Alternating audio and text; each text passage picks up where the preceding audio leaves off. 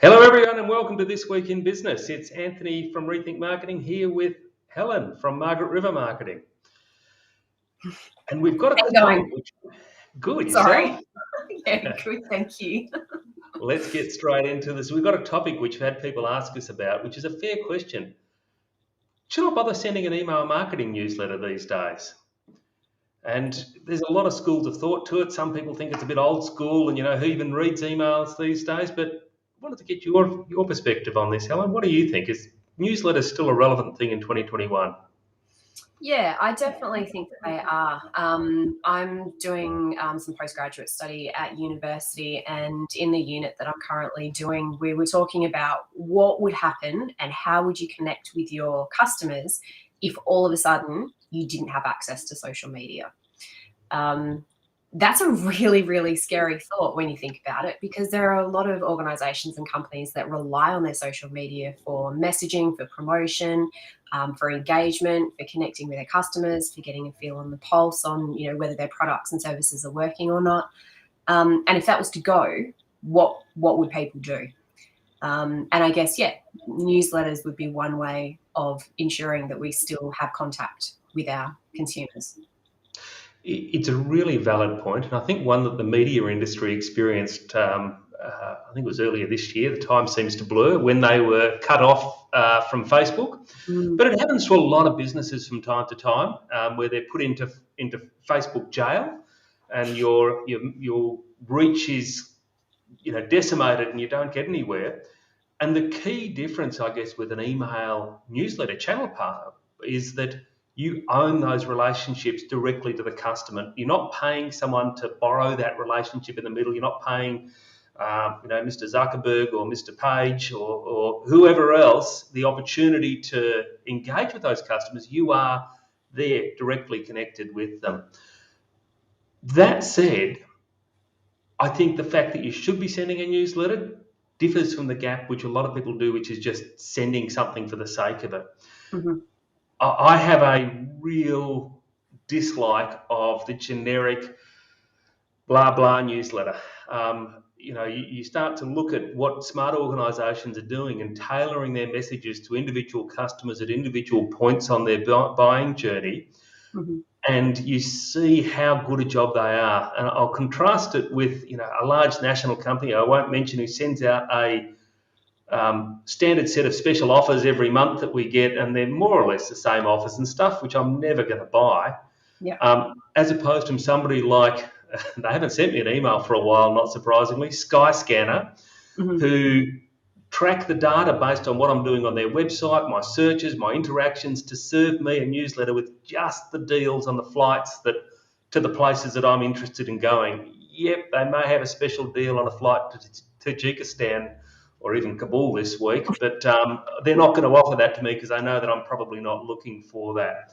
Yeah. So that personalisation is something that I think really separates a good newsletter from, or a good communication from, your generic stuff.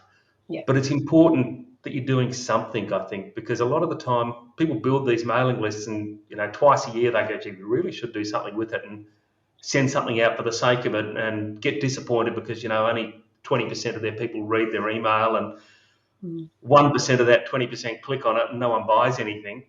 Yeah. Yeah, you do feel like you're banging your head against a wall. It's, a waste of time, and probably is. But you've got to do the work to personalise it, don't you? Yeah, for sure. And you were just talking about, stats about, open rates and click-throughs and that type of thing. So would you suggest using a newsletter app or platform to be sending out our newsletter campaigns? Absolutely. I think if you're trying to send your newsletters out via your email client, you're heading for trouble on a lot of different fronts. First of all, you don't have something which is going to look pretty and consistent across, or brand consistent at least, across all of your platforms. Yeah. But also, you're not probably in compliance. You're most likely going to have a nightmare trying to gain compliance with things like the Spam Act offering an effective unsubscribe mechanism.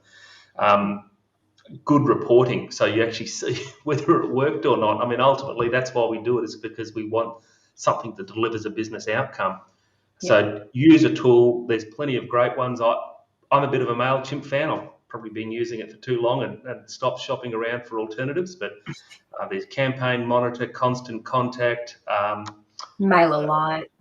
MailLite. There's lots of them. What do you use yourself, Helen? I use Mailchimp. Yeah. And as you were talking about, it's got a functionality that enables you to segment your audience. So if you've sent a newsletter and you're talking about one particular subject or one particular product, and people are interested in that and they click on it, you can then send a follow-up email campaign, particularly to those people who clicked on that link. I know that other applications do that as well, but again, same as you, I've been, I think, ingrained in Mailchimp, and that's just been the one thing that I've learned and I know. And at this point in time, with the way the world's working, I don't really have time to learn another product. So Mailchimp for me all the way. And I think one of the really valuable tools in these platforms is the ability to really tightly couple and integrate there with your website so that they can take data points of people.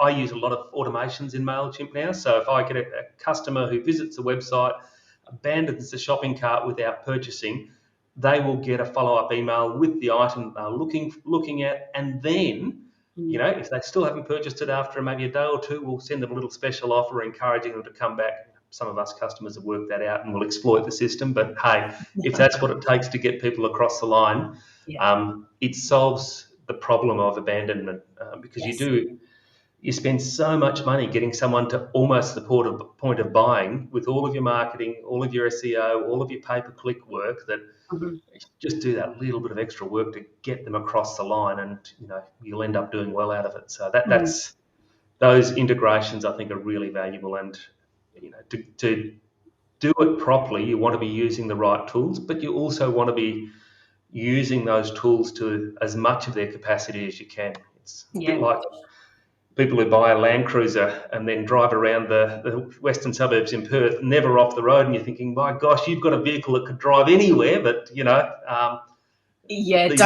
get me started. Don't get me started on that. I lived in the Pilbara for 3 years, so there's a time and a place for one of those. But you can also create landing pages, can't you, for products? There's a plethora of tools available. They've got a great little survey tool. They've got an excellent landing page platform. They've got some mobile apps which you can use for on-the-fly registration at live events or at venues. There's all of these tools, whether it's Mailchimp or others, they've got a great wealth of resources there available for you. And it might be something that in the next couple of months we can perhaps put a workshop together explaining these things. Yeah, for sure. And I think one of the other important things as well is when you are linking products like Mailchimp to your website, to make sure that the DNS records on your website have been updated accordingly, to make sure that you don't get any, as you were talking about before, like spam and that type of thing. Is that something your business can help out with? Oh, absolutely. It's there's a standard set of processes we set with setting up Mailchimp. We're a registered Mailchimp partner and have got experience in that field. But due credit to Mailchimp, if you're patient and you're willing to give it a go, they have got the most humanly written set of self-help guides available on any digital product that I've come across. I don't think anyone comes close to them in terms of how helpful their instructions are. So, and they've just released Mailchimp Academy as well, which has got a great set of learning tools for, and also language and speak.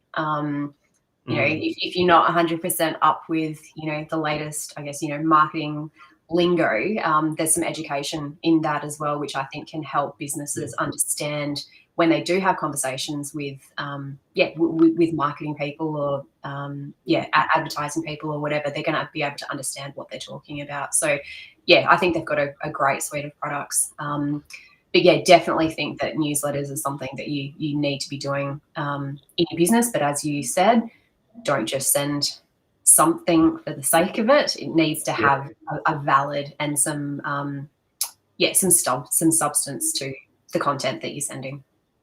And ultimately, it is that owned relationship. It's something where you are talking directly to your customers, and there's no one else in the middle. So, the opportunity to keep things going over time is worth so much more to you than a platform where you're borrowing customers' attention. Yeah. Thank you very much, everyone. We will see you all next week. Thanks, Ant.